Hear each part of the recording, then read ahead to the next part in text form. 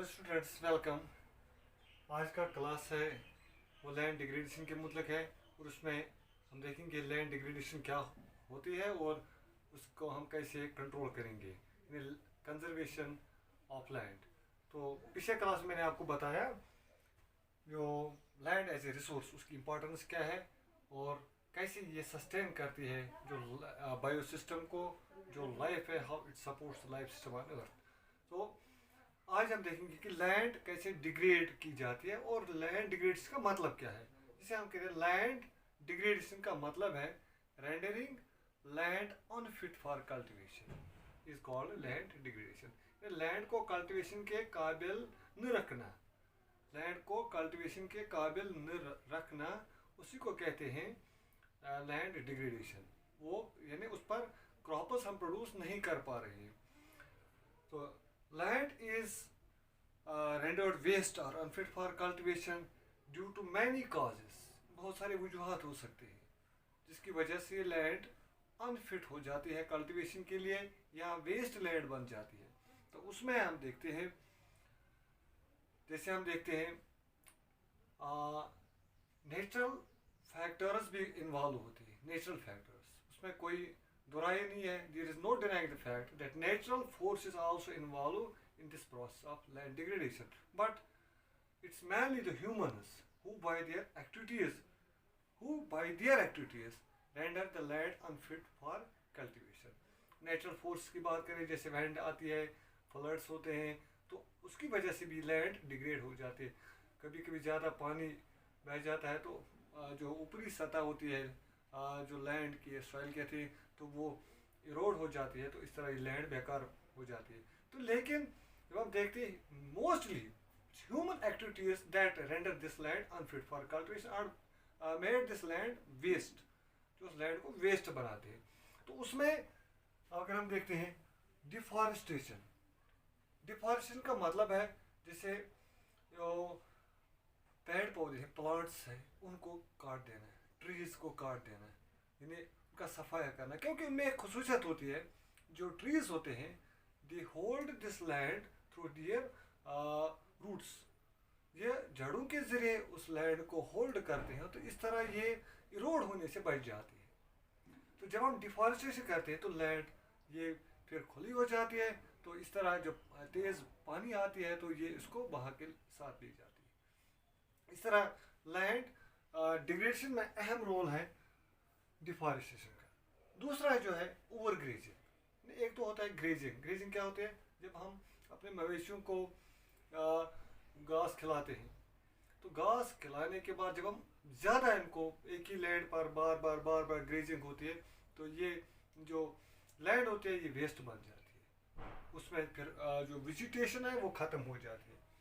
तो इस तरह ओवर ग्रेजिंग का भी एक अहम रोल है। दूसरा जो है सरफेस माइनिंग। जैसे मैंने कहा वी एक्सट्रैक्ट मिनरल्स फ्रॉम अर्थ, तो हम मिनरल्स निकालते हैं अर्थ से, तो हम सरफेस को खोदते हैं। तो बहुत सारा इस तरह एक लार्ज एरिया जो होता है वो वेस्ट बन जाता है जहाँ जहाँ सरफेस माइनिंग होती है। तो इस तरह जो इंडस्ट्रीज हम इस्टेब्लिश करते हैं, इंडस्ट्रियल एफिलेंट्स, जो इंडस्ट्रीज से जो पॉइजनस एफिलेंट्स निकलते हैं वो बाहर हम छोड़ते हैं लैंड पर। तो इस तरह इंडस्ट्रियल वेस्ट जो होता है ये भी लैंड को फिर डिग्रेड करता है, वेस्ट करता है। इस तरह जो लैंड हम वेस्ट करते हैं तो उसमें न कल्टीवेशन होती है न कोई और एक्टिविटीज़ होती है, तो ये बिल्कुल वेस्ट बन जाती है और इसको हम कहते हैं डिग्रेडेशन। तो डिग्रेडेशन चूँकि लैंड की इम्पोर्टेंस को मद्देनजर रखते हुए ये डिग्रेडेशन अगर आगे बढ़ती है तो हम लैंड जो रिसोर्स है वो कम पड़ता जाएगा। जैसे हमने कल पढ़ा है सस्टेनेबल इकोनॉमिक डेवलपमेंट, हमें डेवलप भी होना है और हमें अपने जो एनवायरनमेंट को भी बचाना है और हमें जो फ्यूचर जनरेशंस की नीड्स को भी मद्देनजर रखना है। तो इस तरह उन चीज़ों को मद्देनजर रखते हुए we have to take suitable measures to control this land degradation. तो कौन से मेजर्स हम उठाएंगे, कौन कौन से मेजर्स हमें उठाने हैं, तो हम उस पर काबू पाएंगे so that we may be able to control this land degradation. तो उसमें जो पहली बात है एफॉरेस्टेशन। एफॉरेस्टेशन हम करेंगे अगर हम प्लांट्स लगाएंगे, पेड़ पौधे लगाएंगे, तो उससे ये लैंड डिग्रेड होने से बच जाएगी। इसी तरह ट्रीटमेंट ऑफ इंडस्ट्रियल एफिलेंट्स, जैसे मैंने कहा इंडस्ट्रियल एफिलेंट्स का कोई ट्रीटमेंट करेंगे, उनको कोई सही इनका कैसे हम इनको एक साइड में जमा करेंगे, कैसे इनका खात्मा करेंगे ताकि ये ज़मीन को इरोड वेस्ट होने से बचाएंगे। इसी तरह जो इम्पॉर्टेंट चीज़ है जो हमारे हाथ में, कंट्रोल ऑफ ओवरग्रेजिंग। ओवरग्रेजिंग को कंट्रोल करना है, रिड्यूस करना है ओवरग्रेजिंग को। हमें ओवरग्रेजिंग कम करनी है, ग्रेजिंग को कम करना है ताकि हम अपने लैंड को बचा पाएंगे। इस तरह इंडस्ट्रीज़ जो है, जो इंडस्ट्रियल वेस्ट निकलता है, तो हम इंडस्ट्रीज़ को सीटेबल जगह पर मुंतकिल करेंगे, इस्टेब्लिश करेंगे, जहाँ से ये हमारे जो कल्टिवेबल लैंड है उस पर कोई असर नहीं पड़ेगा। इस तरह माइनिंग जो होती है, माइनिंग उसमें हम कंट्रोल करेंगे, हम सरफेस माइनिंग को रिड्यूस करेंगे ताकि हम उस चीज़ से बच जाएंगे। तो जैसे हमने देखा इंडिया में बहुत सारी स्टेट्स में जो हम देखते हैं, जो इंडिया की स्टेट्स है, कहीं से ओवरग्रेजिंग की वजह से लैंड वेस्ट हुई है, कहीं डिफॉरेस्टेशन की वजह से, कहीं सरफेस माइनिंग की वजह से लैंड जो डिग्रेड हुई है। तो इस तरह उन चीज़ों पर अगर हम कंट्रोल करेंगे तो हम इस काबिल हो जाएंगे कि हम जो लैंड डिग्रेड है उसको कंजर्व कर पाएंगे।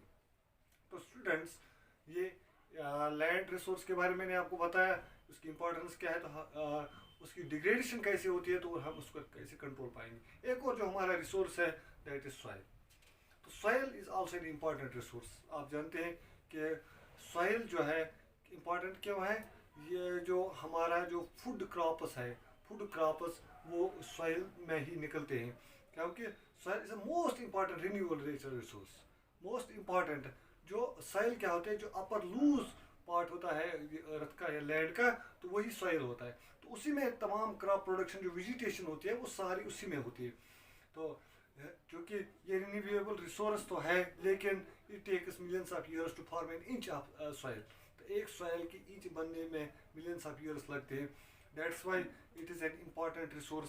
सो we have to preserve this resource. It's a medium of plant growth and support different types of living organisms on the earth।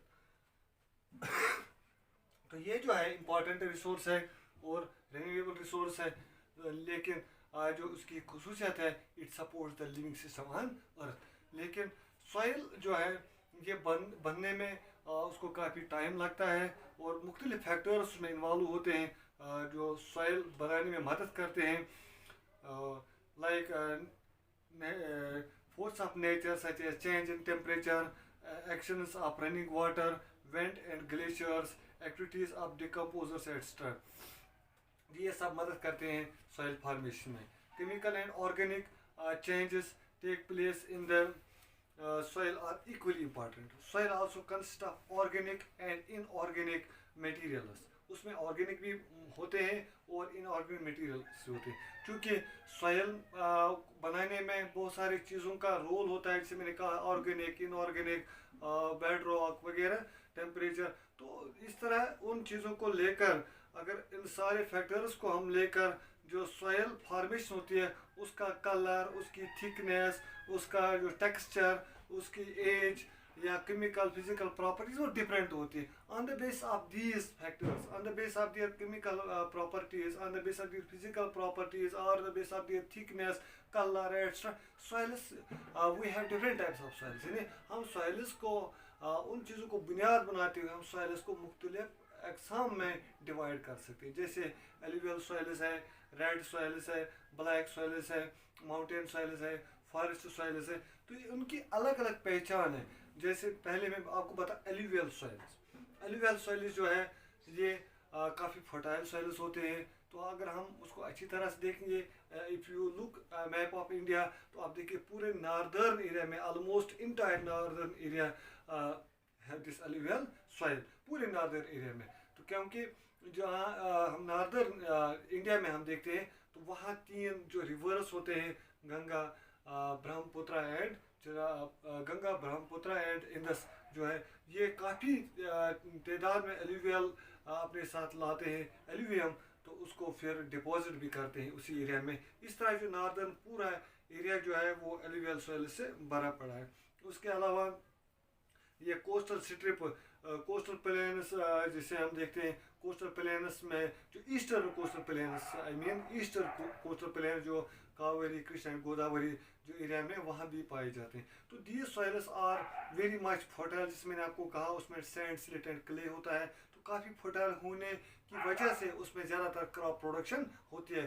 और जिसमें वीट है, राइस है, मेज़ है, तो उसमें काफ़ी प्रोडक्शन भी होती है। तो यही जो एरिया होता है और यहाँ पर हमारी ज़्यादातर क्रॉप प्रोडक्शन होती है। तो उसमें जब हम देखते हैं एलुवियल सॉइल्स के दो किस्म होते हैं, उसमें वंगर एंड खादार।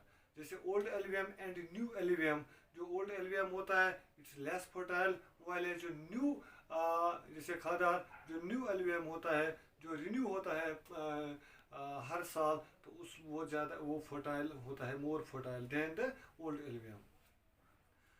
तो मोस्टली ये दोनों जो एलुवियम सॉइल्स होते हैं ये मोस्टली फर्टाइल होते हैं और उसमें मुख्तलिफ़ किस्म के क्रॉप्स हम ग्रो करते हैं। जैसे मैंने आपको कहा पल्सेस है, सीरियल्स है, फूड क्रॉप्स है, ये हम उसमें, और ये एरिया जो है उसी पर ज़्यादा डेंसली पॉपुलेटेड भी होता है यही एरिया। उसके बाद फिर होता है हमारा, जैसे मैंने कहा, ब्लैक सॉइल्स। ब्लैक सॉइल्स क्या होते हैं? तो ब्लैक सॉइल इसलिए कह रहे हैं क्योंकि उनका कलर भी होता है ब्लैक। तो ब्लैक सॉइल्स उनको एक और नाम है रिगर सॉइल्स कहते हैं, रिगर सॉइल्स। तो उसमें these are very much conducive for the cultivation of cotton. तो कभी हम इसको कॉटन सॉइल भी कहते हैं, ब्लैक कॉटन सॉइल। तो ये सॉइल जो होती है ये जैसे महाराष्ट्र में होती है, सौराष्ट्र, मालवा, मध्य प्रदेश, छत्तीसगढ़, और जैसे इसकी एक्सटेंशन होती है साउथ ईस्ट तक। तो इस तरह ये सॉइल्स जो होते हैं उसमें कॉटन कल्टीवेशन ज़्यादा होती है, क्योंकि ब्लैक सॉइल्स ये भी फर्टाइल होती है लेकिन उसमें क्रेक्स डेवलप होते हैं जब टेम्परेचर ज़्यादा होता है। इसी तरह जो ब्लैक सॉइल्स होती है they are made up of extremely fine that's clear material. They are well known for their capacity to hold moisture.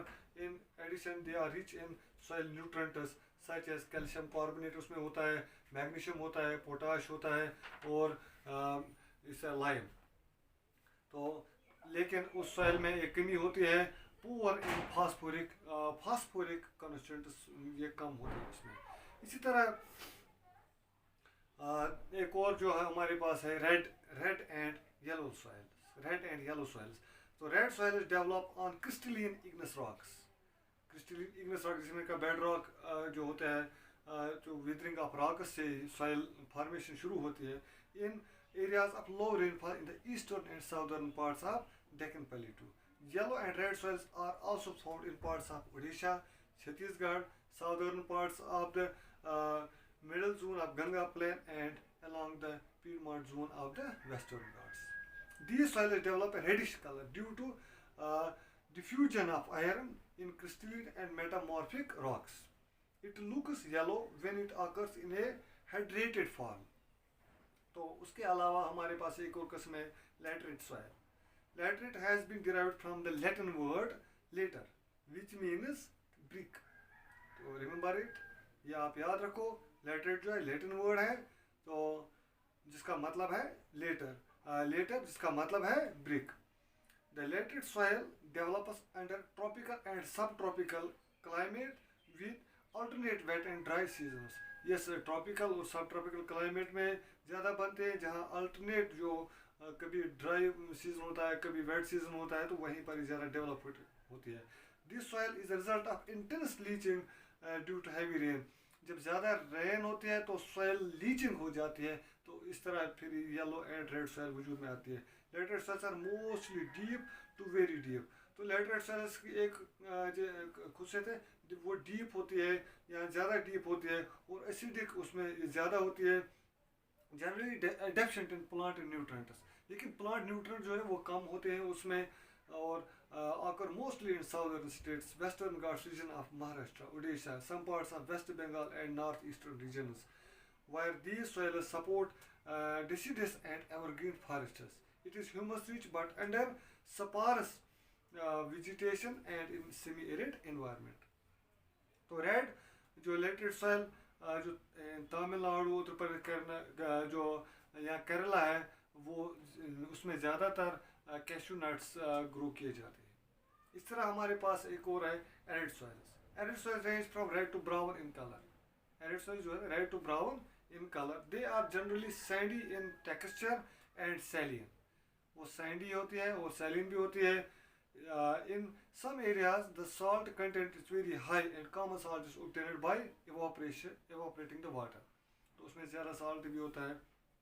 इसी तरह हमारे पास forest soils हैं। These soils are found in the hilly and mountain areas where sufficient rain forests are available.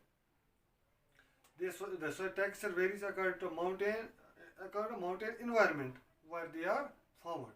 They are loamy and silty in valley sides and coarse grains in the upper slopes, in the snow-covered areas of Himalayas. These soils experience denudation and are acidic with low humus content.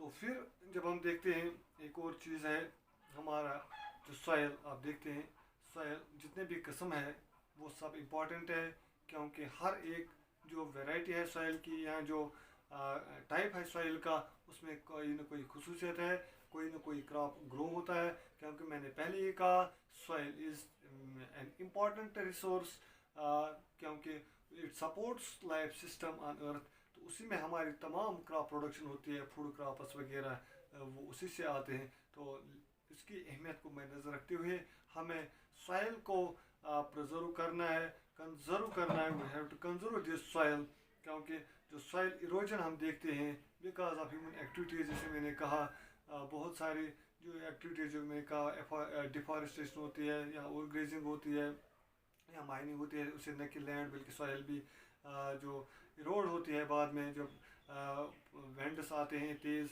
या ज़्यादा पानी आता है तो उससे क्या होता है ये सॉइल लॉस होती है। तो हमें कुछ मेजर्स उठाने हों ताकि हम उस सॉइल इरोजन को रोक पाएंगे। तो कौन कौन से इकदाम हमें उठाने हैं ताकि हम सॉइल इरोजन को रोक पाएंगे। जैसे हम का एफॉरेस्टेशन, मैंने पहले ही कहा एफॉरेस्टेशन हम करेंगे, हम पौधे लगाएंगे, it will also check the soil erosion. इसी तरह conservation of terraces, construction of terraces, हम ट्रेस लाइक स्ट्रक्चर्स बनाएंगे ताकि जो पानी आएगा वो तेज़ी से नहीं जाएगा बल्कि वो रुक जाएगी वहाँ पर और इस तरह सॉइल प्रोटेक्ट हो जाएगी। इस तरह करेक्शन ऑफ चक डैम्स हम बनाएंगे तो उससे भी हम सॉइल को इरोड होने से बचाएंगे।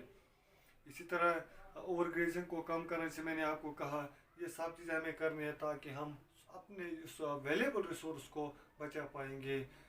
Students, it is enough for today. Thank you very much.